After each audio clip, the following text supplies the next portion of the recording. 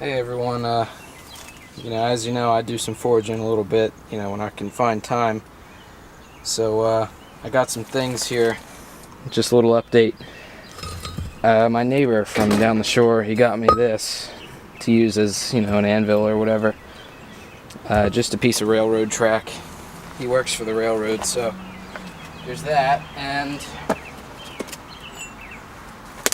he got me about 6 of these railroad spikes here. So that's kind of cool.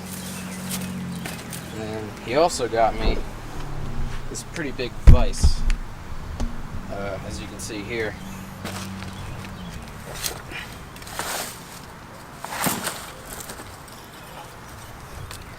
So, just neat. I thought I'd show you.